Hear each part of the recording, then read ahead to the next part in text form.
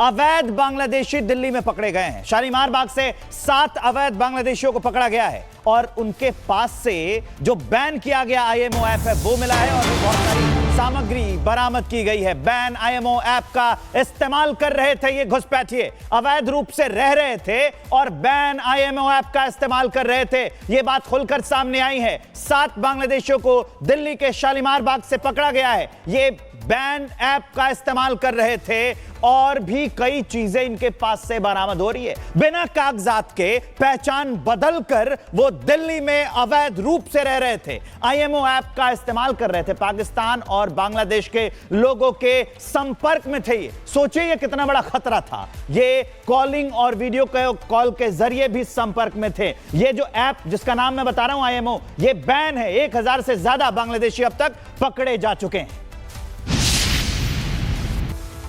तो IMO app और देश में अवैध रूप से जो भी लोग घुसाए हैं, बांग्लादेशी घुसाए हैं, सबसे बड़ा मददगार यही ऐप है। देश में बैन किए जाने के बावजूद घुसपैठिए इसका बेधड़क इस्तेमाल कर रहे हैं। जांच एजेंसियों को शक है कि इसके जरिए देश विरोधी साजिश रची जा रही है। और पूरी खबर क्या है, देखिए।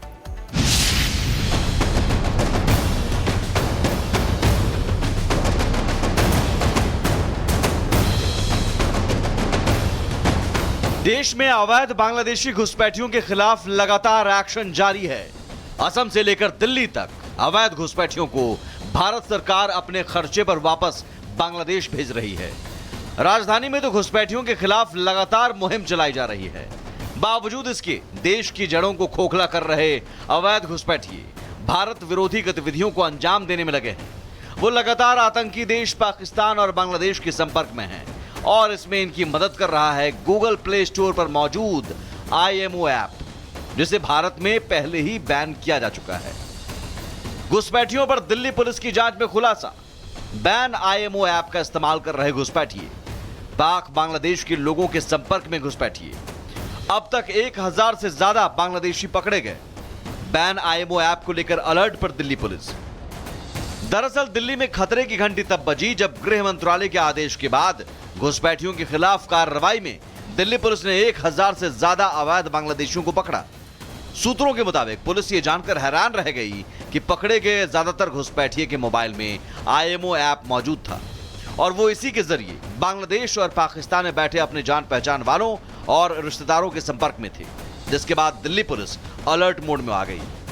इलीगल इमिग्रेंट्स के खिलाफ चलाए जा रहे अभियान के तहत दिल्ली पुलिस ने और खासतौर से नॉर्थ वेस्ट डिस्ट्रिक्ट पुलिस ने काफ़ी अच्छा काम किया है। अभी तक 180 के करीब इलीगल बांग्लादेशी इमिग्रेंट्स को हम रिपोर्ट करवा चुके हैं। अब सवाल है, आखिर आईएमओ ऐप में ऐसा क्या है जिसे लेकर दिल्ली पुलिस पैनिक में है? तो इसे आसान भाषा में ऐसे समझिए। आईएमओ एक सिक्योर्ड विदेशी मैसेंजर प्लेटफॉर्म है। आईएमओ के संदेशों को ट्रैक करना बेहद मुश्किल है। इस्तेमाल के लिए फोन नंबर की जरूरत नहीं होती, रजिस्ट्रेशन के लिए ईमेल की भी जरूरत नहीं।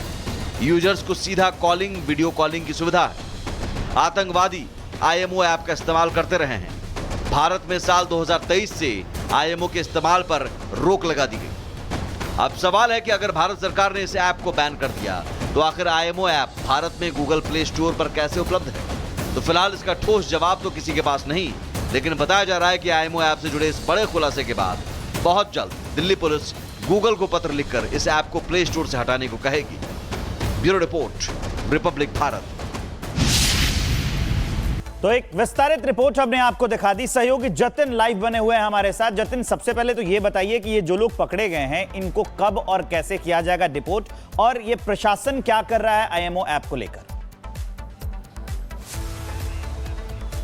बिल्कुल, देखिए 2 बड़े डेवलपमेंट इस केस में हैं। एक शालीमार बाग जो कि दिल्ली में है, वहां से 7 बांग्लादेशियों को पकड़ा गया, जिसमें 5 ऐसे हैं जो कि ट्रांसजेंडर हैं।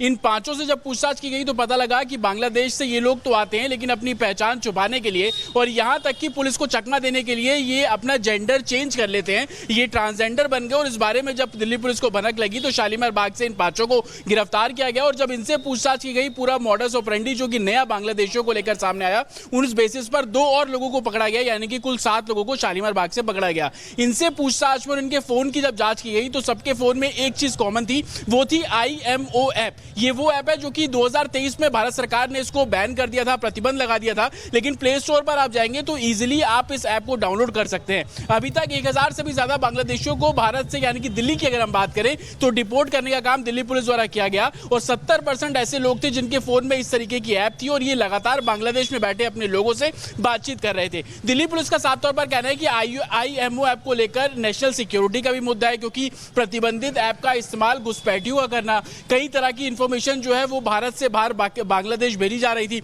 उसको लेकर तमाम आगे इन्वेस्टिगेशन की जा रही है। और यही कारण है कि दिल्ली पुलिस ने गूगल को एक लेटर भेजा है। उस लेटर में प्ले स्टोर से IMO ऐप हटाने की मांग की है और संभवतः गृह मंत्रालय को भी इस ऐप के बारे में अवगत कराया गया है। अवैध बांग्लादेशी दिल्ली में पकड़े गए हैं। शालीमार बाग से 7 अवैध बांग्लादेशियों को पकड़ा गया है और उनके पास से जो बैन किया गया IMO ऐप है वो मिला है और बहुत सारी सामग्री बरामद की गई है। बैन IMO ऐप का इस्तेमाल कर रहे थे ये घुसपैठिए, अवैध रूप से रह रहे थे और बैन IMO ऐप का इस्तेमाल कर रहे थे। ये बात खुलकर सामने आई है। 7 बांग्लादेशियों को दिल्ली के शालीमार बाग से पकड़ा गया है। ये बैन ऐप का इस्तेमाल कर रहे थे और भी कई चीजें इनके पास से बरामद हो रही है। बिना कागजात के पहचान बदलकर वो दिल्ली में अवैध रूप से रह रहे थे, IMO ऐप का इस्तेमाल कर रहे थे, पाकिस्तान और बांग्लादेश के लोगों के संपर्क में थे। ये सोचिए ये कितना बड़ा खतरा था। ये कॉलिंग और वीडियो कॉल के जरिए भी संपर्क में थे।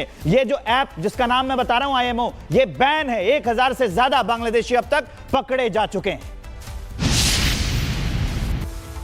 तो वायव्य ऐप और देश में अवैध रूप से जो भी लोग घुस आए हैं, बांग्लादेशी घुस आए हैं, सबसे बड़ा मददगार यही ऐप है। देश में बैन किए जाने के बावजूद घुसपैठिए इसका बेधड़क इस्तेमाल कर रहे हैं। जांच एजेंसियों को शक है कि इसके जरिए देश विरोधी साजिश रची जा रही है। और पूरी खबर क्या है, देखिए।